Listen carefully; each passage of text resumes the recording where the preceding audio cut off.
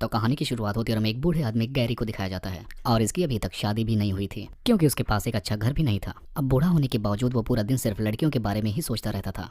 अब हम देख पाते हैं कि गैरी तो वैसे काम से एक फोटोग्राफर था। वो पूरा दिन दुकान में बैठकर अपने खींचे हुए लड़कियों के फोटोज दिखा करता था। लेकिन तभी एक दिन उसके पास एक लड़की आती है जो कि पासपोर्ट साइज फोटो खिंचवाना चाहती थी। जिसके बाद गैरी अपने ऑफिस में जाकर उस लड़की के लिए एक सूट लेकर आता है और कहता है कि तुम्हें ये कपड़े पहनकर फोटो खिंचवाने चाहिए। अब वो लड़की उस सूट को लेकर अपने कपड़े बदलने लगती है, लेकिन गैरी उसे छिपकर कपड़े बदलते हुए देखकर अपनी लार टपका रहा होता है। लेकिन यहाँ पर बहुत जल्द ही लड़की को गैरी की हरकतों का पता चल जाता है, जिसके बाद वो उसकी दुकान में बेहद हंगामा करती है और गैरी को बहुत सारी गालियां देकर वहां से चली जाती है। अब गैरी के दुकान के ही बगल एक सैलून वाले की भी दुकान थी और ये दुकान ली नाम के एक आदमी की थी। यहाँ पर हम जान पाते हैं कि ली गैरी का एक बहुत अच्छा दोस्त भी था। यहाँ पर वो गैरी को समझाता है कि हम लोग बूढ़े हो चुके हैं और हमें लड़कियों के बारे में बिल्कुल नहीं सोचना चाहिए। लेकिन इधर ना तो गैरी खुद को बूढ़ा मानता था, ना ही वो उसकी बातों से सहमत था। अब इसके बाद हम देखते हैं कि रात के टाइम गैरी और ली दोनों एक क्लब में आते हैं और यहाँ पर ये दोनों बहुत सारी शराब पीते हैं। तभी इसी बीच एक बाजारू लड़की आकर ली के बीच बैठ जाती है और इस खूबसूरत सी लड़की का नाम सूजी होता है। अब सूजी को देखने के बाद गैरी के अंदर का आशिक जग जाता है और यहाँ पर सूजी भी लगातार उसे ही देखी जा रही थी। अब कुछ टाइम बाद हम देखते हैं कि सूजी गैरी के घर पर उसकी घोड़ी बनी हुई थी। यहाँ पर गैरी अपनी तरफ से पूरी कोशिश करता है कि वो सूजी को खुश कर सके, लेकिन गैरी इस काम में नाकाम रहता है और वो बहुत जल्दी खत्म हो जाता है। जिसके बाद वो सूजी से पूछता है कि आखिर उसे उसके साथ कैसा लगा, लेकिन सूजी पहले तो उसका मजाक उड़ाती है और तब वो उसको बताती है कि मैंने एक दवा के बारे में सुना है जो कि बूढ़ों को जवान बना देती है और वो दवा हमारे शहर में भी मिलती है। अब सूजी की बात सुनने के बाद गैरी सोच में पड़ जाता है क्योंकि अब उसे हर हाल में दवा चाहिए थी। अब कुछ दिन बाद हम देखते हैं कि बड़ी सी बिल्डिंग में एक नई मॉडल का फोटो शूट किया जा रहा था और गैरी भी यहाँ पहुंचकर उसकी फोटोज को लेने लगता है और ये नई मॉडल बेहद खूबसूरत होती है और उसकी खूबसूरती देखकर गैरी लार टपकाने लगा था। जिसके बाद मेकअप मैन मॉडल का मेकअप करने लगता है। तभी गैरी मौका पाकर मॉडल के पास आकर उसका नाम पूछने लगता है। अब यहाँ पर बातों बातों में गैरी उसके बदन को भी छूने लगता है, जिस पर वो मॉडल कहती है कि मेरा रेट तो बहुत हाई है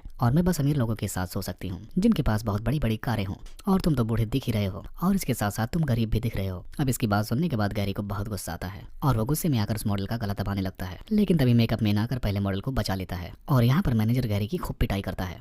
अब मार खाने के बाद गैरी का गुस्सा 7वें आसमान पर होता है। अब हम देखते हैं कि गुस्से में आने के बाद गैरी शहर में घूमने लगता है और इसी बीच उसकी नजरें एक दवाखाने पर पड़ती हैं और इस दवाखाने को देखकर उसे सूजी की बातें याद आने लगती हैं। जिसके बाद वो उस दवाखाने में चला जाता है और वहाँ पर एक लेडी होती है जिससे गैरी जाकर कहता है कि मुझे आदमियों की स्पेशल दवा चाहिए, जिस पर वो लेडी बताती है कि मेरे पास ऐसी कोई दवा नहीं है। अब उसकी बात सुनने के बाद गैरी वहाँ से उदास होकर जाने लगता है, लेकिन तभी एक औरत अंदर से आकर उसे रोकती है और हम जान पाते हैं कि इस औरत का नाम लीजा होता है और वो गैरी को कोई और आदमी समझकर कहती है कि तुम्हारे बॉस का फोन आया था और मैंने दवा को तैयार कर रखी है। इसके बाद वो एक छोटा सा बॉक्स उठाकर गैरी के सामने रखती है और वो उस बॉक्स की दवा दिखाकर कहती है कि ये दवा तुम्हारे बूढ़े बॉस को जवान कर देगी क्योंकि मैंने इसे खास जड़ी बूटियों से बनाया है। और इसके साथ साथ वो ये भी कहती है कि अपने बॉस को बता देना कि इसका ज्यादा इस्तेमाल खतरनाक है क्योंकि इससे उसकी मौत भी हो सकती है। तब यहाँ पर गैरी को ये कहानी अच्छे से समझ में आ गई थी कि उसे लीजा कोई और समझ रही है, इसलिए वो चुपचाप उसकी सारी बातों को सुन रहा होता है। अब कुछ टाइम बाद हम देखते हैं कि गैरी वो दवा लेकर अपने घर आ जाता है। अब दवा लेते ही गैरी सो जाता है। अब अगली सुबह गैरी उठकर सबसे पहले अपना मुंह धोता है, जिसके बाद वो शीशे में अपना चेहरा देखकर बिल्कुल हैरान रह जाता है क्योंकि दवा ने अपना काम कर दिया था और गैरी एक ही रात में बूढ़े से जवान हो गया था। लेकिन इसी दौरान उसके दरवाजे पर उसे लगता है कि कोई आ गया है, जिसे सुनने के बाद वो थोड़ा सा घबरा जाता है। अब वो खुद को संभाल कर जैसे ही दरवाजा खोलता है तो वहाँ पर वो अपने सामने ली को देखता है। तब ली उससे पूछता है कि आखिर तुम कौन हो और मेरा फोटो खींचने वाला दोस्त कहाँ गया। तब यहाँ पर जवान गैरी बताता है कि मैं तुम्हारे दोस्त का रिश्तेदार हूँ और तुम्हारा दोस्त कुछ दिनों के लिए बाहर गया है। अब उसकी ऐसी बातें सुनने के बाद ली चुपचाप वहाँ से चला जाता है। अब थोड़े दिन बाद उसी पुरानी बिल्डिंग में एक मॉडल का फिर से फोटो शूट किया जा रहा था और अब गैरी भी डरते हुए यहाँ तक आ जाता है। यहाँ पर वो जैसे ही सबके सामने आता है तो सारे लोग उसकी बॉडी देखकर हैरान रह जाते हैं और सभी के पूछने पर वो बताता है कि वो एक नया फोटोग्राफर है और मैं भी कुछ फोटोज को क्लिक करना चाहता हूँ। अब उसकी ऐसी बातें सुनने के बाद मॉडल भी उसे अपनी फोटो खींचने की परमिशन दे देती है और इस नई मॉडल का नाम मैरी होता है।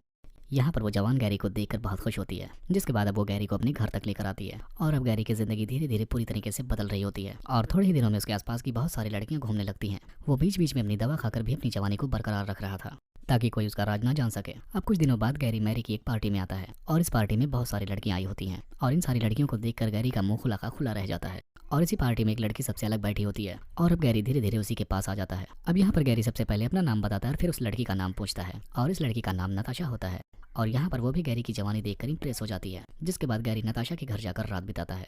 अब यहाँ पर हम देखते हैं कि अगली सुबह गैरी जैसे उठता है तो वो फिर से बूढ़ा हो चुका था, लेकिन नताशा अभी भी नींद में थी और गैरी नताशा को इसी हाल में छोड़कर फिर से वो उसी दवाखाने पर पहुंच जाता है जहाँ कर वो पहले लीजा को बुलाता है। इसी बीच जैसे ही उसकी नजर उस छोटे बॉक्स पर पड़ती है जिसमें उसे दवा मिली थी, वैसे ही वो उसे उठा लेता है। तब लीजा आकर उसे समझाती है कि इसमें कोई दवा नहीं है, लेकिन गैरी यहाँ पर उसकी कोई बात नहीं सुनता। वो अब हर हाल में जवान दिखना चाहता है। लीजा उसे बॉक्स वापस पाना चाहती थी, लेकिन वहाँ पर गैरी उसे जान से मारकर भाग जाता है।